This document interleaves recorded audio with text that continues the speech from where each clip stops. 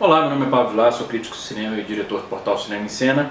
E esse é o vídeo sobre o 8º dia da Mostra de São Paulo. Eu vi 4 filmes, foram 2 filmes brasileiros, um lituano, aliás, o pré-candidato ao Oscar da Lituânia, e um filme russo. Os filmes brasileiros foram Fome, que é um filme curioso. É um filme que ele tem na verdade, a estrutura do filme é bastante simples. Ele começa acompanhando um morador de rua, que aos poucos nós vamos descobrindo mais sobre esse morador de rua, quem ele é. A gente descobre, por exemplo, que a origem dele é uma origem que não é aquela caricatural ou estereótipo do que a gente imaginaria de forma até preconceituosa como sendo o de um morador de rua. E ao mesmo tempo a gente vai acompanhando o trabalho de uma jovem que está fazendo uma série de entrevistas com moradores de rua. Então o filme combina, ou pelo menos ele sugere combinar, entrevistas com moradores de rua reais e com o fictício que é interpretado pelo Bernadette, que é, aliás, que está se revelando um ator, enfim, surpreendente.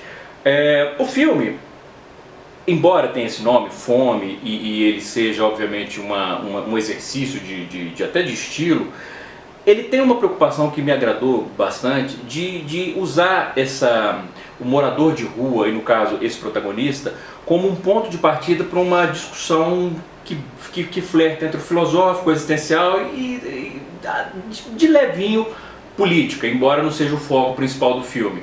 E de certa maneira com uma reflexão sobre a natureza do próprio cinema, à medida que a gente vai descobrindo, por exemplo, que o protagonista ele tem mais elementos da vida real do seu intérprete do que a gente poderia supor a princípio. Aqui e ali o filme primeiro tem problema de ritmo. Eu acho que principalmente nos 10, 15 primeiros minutos há uma certa autoindulgência na maneira como o filme insiste em seguir esse protagonista, mas depois que ele passa a desenvolver os seus temas, a investigar, a explorar os seus temas, ele começa a fluir de uma maneira melhor. E o que é interessante é que o filme, como ele próprio reconhece através da personagem dessa jovem, o filme evita ser autocongratulatório, dando tapinha nas próprias costas, dizendo: olha que legal, nós estamos fazendo um filme sobre a miséria, sobre moradores de rua, nós estamos com isso aplacando a nossa culpa pequeno-burguesa. O filme reconhece isso, reconhece que essa culpa burguesa é uma influência para a sua própria existência. E de certa maneira ele acaba reconhecendo essa culpa, ao mesmo tempo em que ele usa o filme como uma forma de extirpar, não seria a palavra, mas de explorar, pelo menos de uma maneira construtiva, essa culpa. Eu gostei bastante desse Fome, então. O segundo filme que eu vi no dia foi um outro filme brasileiro da Marília Persson chamado Califórnia. É um filme que eu até comentei no Twitter logo depois, que é engraçado, porque eu percebi ali que a época da minha adolescência já está virando realmente capaz de produzir um filme de época, porque é um filme de época. A sensação que eu tinha assistindo ao filme era uma sensação similar à que eu tinha na adolescência quando eu via filmes, por exemplo, sobre os adolescentes na década de 50. Aliás, a recriação de época do filme, do início da década, o filme se passa em 82. A recriação de época é um trabalho muito bom do design de produção. Às vezes até exagera. O quarto da protagonista, por exemplo, ele tem praticamente tudo que a gente pode relacionar aos anos 80. Ele vai ter o Gênios, aqui, um jogo eletrônico chamado Gênios, ele vai ter cubo mágico, ele tem um boneco do ET, então acaba sendo um pouco demais, como se tivesse tudo que era nos 80, vamos colocar aqui.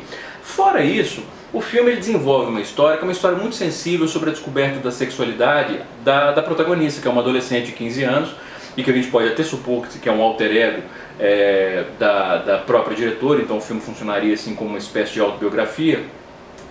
E não só o filme é uma exploração da descoberta da sexualidade dessa protagonista, mas uma investigação da maneira como ela está começando a enxergar o mundo além dela.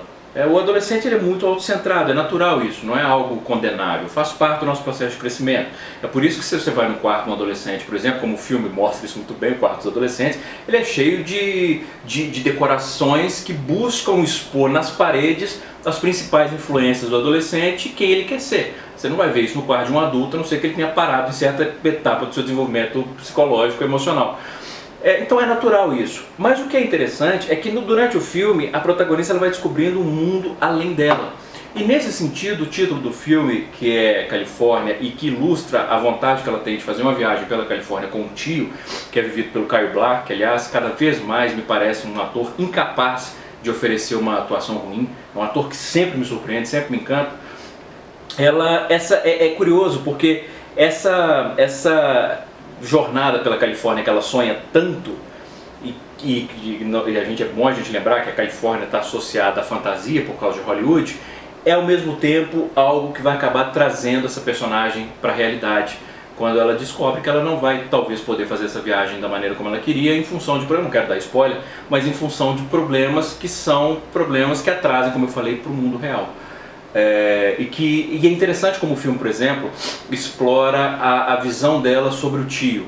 Como ela, por exemplo, em certo momento ela está deitada no banco de trás do carro e através do vão entre as duas cadeiras da frente do carro, ela percebe o tio pegando na mão da pessoa que está dirigindo e ela percebe uma relação ali que ela não supunha antes. É um filme muito delicado, e que consegue ser muito divertido também, justamente ao explorar esses elementos até ridículos da adolescência. Me encantou muito esse Califórnia. O terceiro filme que eu vi foi uma porcaria chamada Sob Nuvens Elétricas. Aliás, eu quero mandar um abraço para o Márcio Salem e para o João Flores, meus amigos que indicaram esse filme. Vocês são péssimos amigos. O filme é uma porcaria. Ele oferece uma narrativa, uma estrutura de narrativas múltiplas, que vão se encontrando à medida que o filme se desenvolve, e é claramente uma tentativa que o filme faz, em alguns momentos bem sucedido e outros não, de fazer uma alegoria da história recente da Rússia e da União Soviética, né? Da União Soviética depois da queda do bloco soviético, da Rússia em si. Há um personagem, por exemplo, que tem uma mancha no rosto. Eu tendo a dizer, tentando lembrar da época da medicina, que se chama hemangioma, mas eu não tenho certeza, que pode até de certa maneira se referir ao famoso hemangioma, mancha do Gorbachev, e que é interessante porque quem tem essa mancha no filme é um arquiteto, é alguém que está querendo construir algo novo, e que vê a ameaça daquilo sendo representada, acabando resultando talvez na demolição desse sonho. Então tem alguns momentos de alegoria que são interessantes no filme, são legais.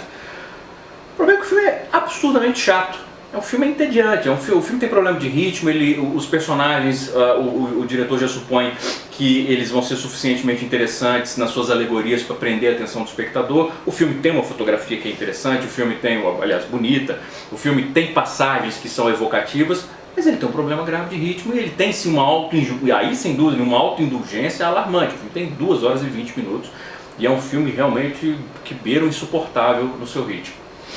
E o último filme que eu vi no dia foi o candidato da Lituânia ao Oscar, o pré-candidato, que é o Verano Sangalli, que é, vamos dizer assim, um azul é a cor mais quente light. Ele conta a história de 2 adolescentes que descobrem um interesse mútuo durante o verão, em que uma delas está passando as férias numa cidade litorânea, e elas acabam desenvolvendo um relacionamento. E o filme é muito delicado, sim, na maneira como ele mostra essas 2 meninas se envolvendo, se apaixonando, como uma ajuda a expandir o universo da outra, principalmente a visitante, a que mora na cidade ajuda a menina de fora a expandir o seu universo. Ela tem sonhos que ela não consegue realizar, ela sonha em ser piloto de acrobacia, mas ela tem vertigem. Então o arco dramático que sustenta o filme é essa descoberta dessa adolescente, dos seus próprios sonhos e coragem para encará-los.